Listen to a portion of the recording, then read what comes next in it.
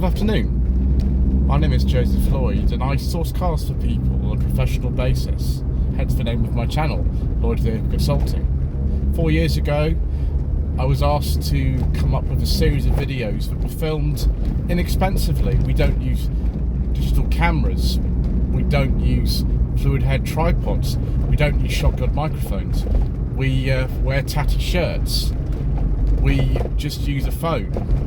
But we look at cars that you can buy for a budget up to £1,000 only, and we very much enjoy ourselves. These are cars that might be in cosmetically bad condition. You might see oil leaks, rattly dashboards and cosmetic imperfections, but we go all over the country and we find these very inexpensive cars that you all seem to enjoy watching.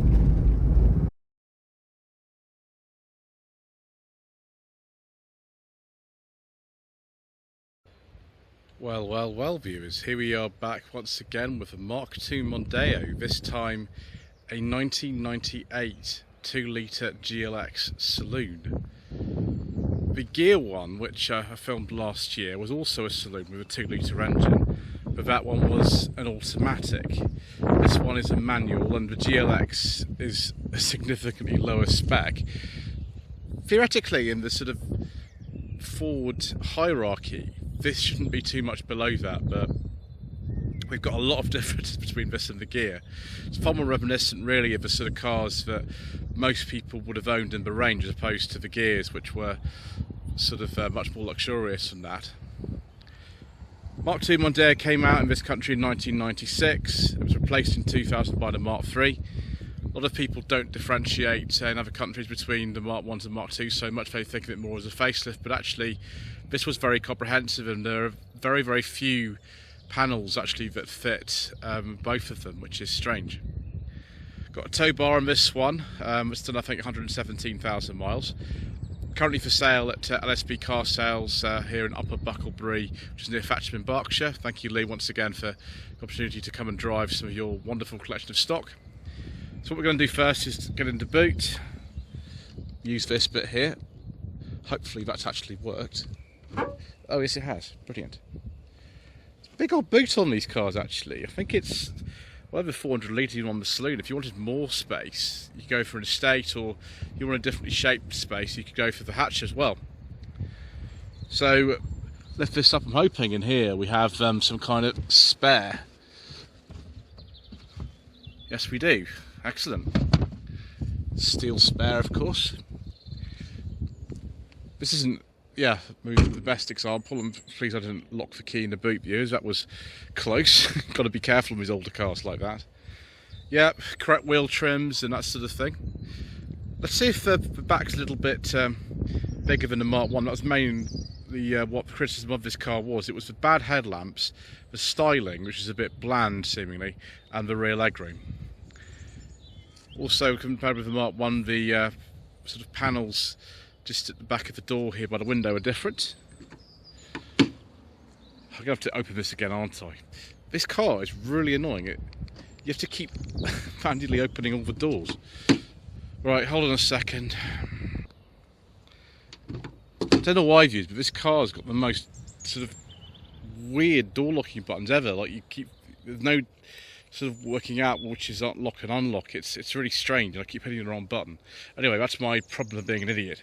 Right, let's get in the back. Headroom is it's pretty good actually. One thing they must have done is redesign the seats to sort of make your knees fit in a little bit more. So yeah, headroom is absolutely fine. If you were over 6 foot, it'd be a bit tight actually. So they've sculpted out the back of the seat so it's a bit more comfortable for the rear passengers. Of course, lots of these were used as mini cabs and taxis back in the day.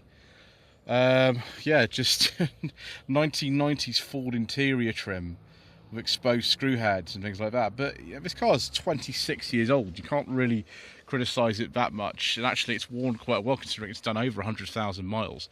Headlining isn't sagging or anything. Got a nice manual sunroof. Got some matte pockets in the back. Little ashtray, and actually we've got a nice comfy rear armrest. It's so typical of like 1990s car fabric, this sort of velour pattern here, which is great. And I quite like it really. Yeah, there's not really much to say. There's lots of vacuum formed plastic. In 1993 when the Mark One came out, which this is obviously heavily based on, it was right up to date really. But now it just seems kind of charmingly dated. The Escort sort of Mark Fives, which were facelifted around like late '92, kind of have a bit of a similar vibe about the interiors as this. Obviously, this is a little bit more luxurious, but because this isn't the gear model, we haven't got anything fancy in here, really. Don't really know what else to say. Let's go to the front. Maybe I can think of something to say then. You can see here that the rear arch has been welded at the bottom. That's quite a common problem on these. The other side actually got a tiny bit of rust coming through, but it's okay. Right, we've got a little lumbar support control there. If it's electric, I think I was sounding quite a few of these. So, yeah, no leather steering wheel, no air conditioning. There was an air conditioning version of GLX, but this isn't it. 5-speed manual, and not the fancy dash. The Gear had a bit of a fancier dash than this, but everything is really easy. One thing we do have, I think, that's a front heated screen, which was a Ford exclusive thing for years. And we've got the 2 electric windows, got windy windows in the back. And look at this, yes, the good old, I think, Fiesta Mark 4/5 mirror switch. It was in absolutely everything, including this. Indicator wiper stalks here, like a Mark II Fiesta. It's still got the hazard light switch on top there. Again, it's just not an awful lot to say about this. It's actually a squishy dash, which is nice. Let's see if these secret mission documents go in the glove box. Yes, they do. Fabulous. Yeah, more vacuum formed plastic, typical of the era. It doesn't actually feel that bad, to be honest. It's not like a B5 Passat. Those had come out by the time this car was made, and the interior quality is significantly better in one of those. But so one of these, it's all right actually. It's probably on the same par as a Vectra B. Of course, I'm very familiar with those. Yeah, I've got the bonnet release there. I've got variable dashboard illumination, nice standard gauges. Not really a lot to say. The Mondeos in the day were not really considered the most exciting cars, unless you went for sort of, maybe an SI or the V6 ones. This was a sort of standard one, really. Ooh, it's all right. Come on. Thank you. Right, and we've got the biro holder here as well. It's probably the most exciting thing about the interior. Ooh, have we got tapes? Oh yes, we got some tapes. I can't even get this tape out. It just gets stuck there, and so you need to insert something to get tape out. So we don't know what's in that one, but what else have we got? This is exciting. The Sid Lawrence Orchestra. This is a lovely way to spend the evening. That's probably the one that's in there. Have we got another one here? The Boyfriend. Could be anything. Sing Something Simple. The Clifford Adams Singers. Okay. Me and My Girl. Brilliant. The Magic Piano of Ross Conway.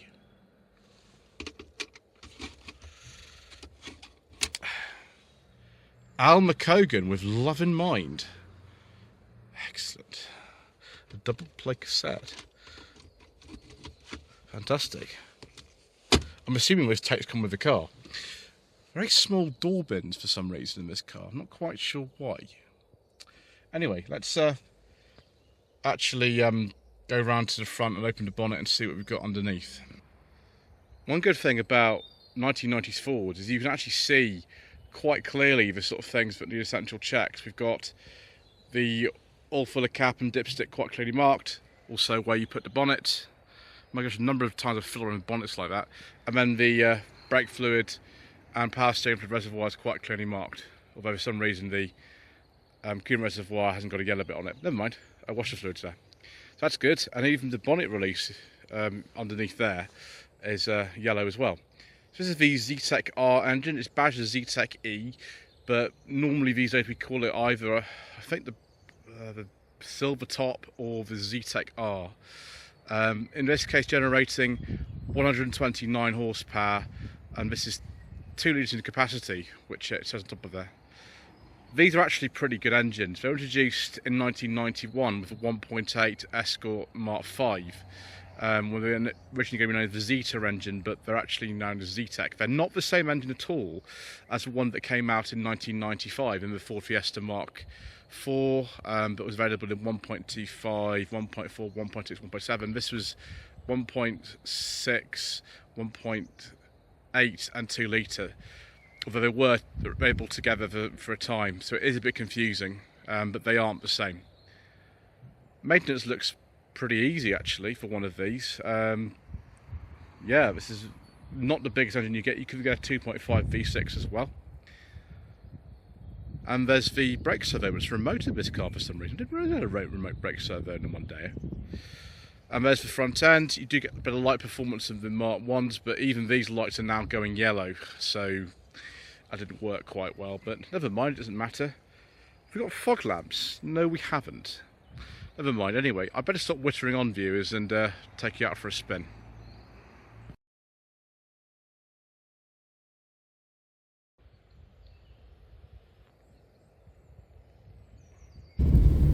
Interesting, viewers, I've never driven a manual Mondeo before. Both the other Mondeos I've driven, which are both 2 litre gear or GLX automatics, one was a Mark II, one was a Mark III, didn't have a manual gearbox, so got this nice Ford gearbox. One of the sort of best things about these cars at the time was manual gearbox. I think a throttle body could do with a clean in this. It just seems a bit kind of sticky and hesitant to me, but that's okay. It's £195. What exactly do you expect? So once you get out on this slightly faster road and see what this car actually drives like, very nice slick gearbox, even at 117,000 miles. The basic engine in the Mark II was a 1.6 litre version of Zetec R, generating 89 horsepower. For the last year of production with these in 1999, that was increased to 94 horsepower. Then there was the 1.8, it was probably the most common variant of the Mondeo, was the 1.8 actually. That had 114 horsepower. Next was this 2 litre, which developed by this stage a bit less than the Mark 1, 129 horsepower in this 2-wheel drive model, and 130 horsepower in the 4-wheel drive model. Then there was the 2.5 V6 of 168 horsepower, which is a nice engine that actually. And then with the ST200 limited edition, that was increased to 202 horsepower. There are also some diesels available, but as usual, due to controversial government legislation and all kinds of other reasons, we don't talk about diesels on this channel.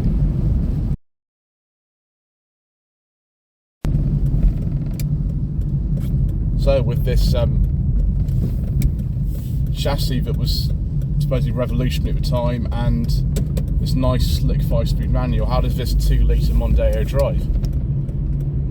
Well, it's pretty good. It's not quite as fast as I think it would be because of this throttle body issue, but 0 to 60 in this car, I think it was under 10 seconds actually with 2 litres, and it certainly feels like that.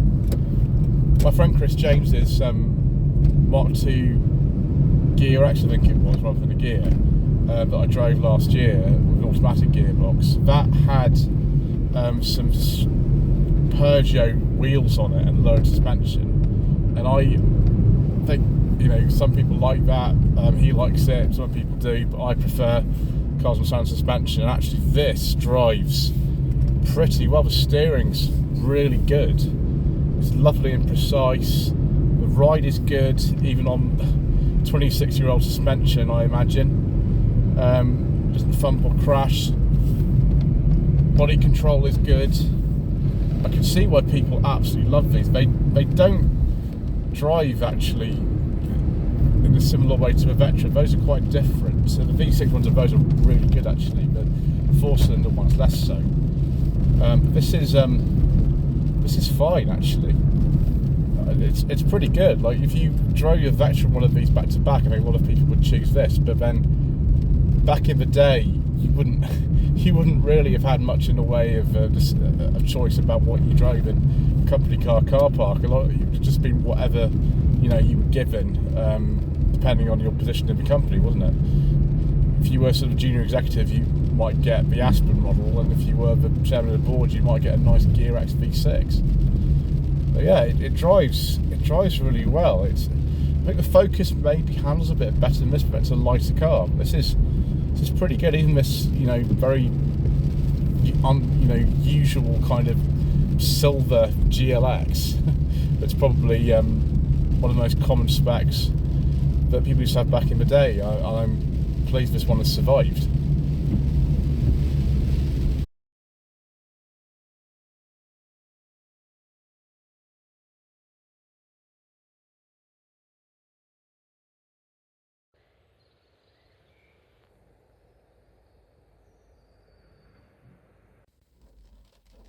Let's now look at some Mark II Ford Mondeo trim levels.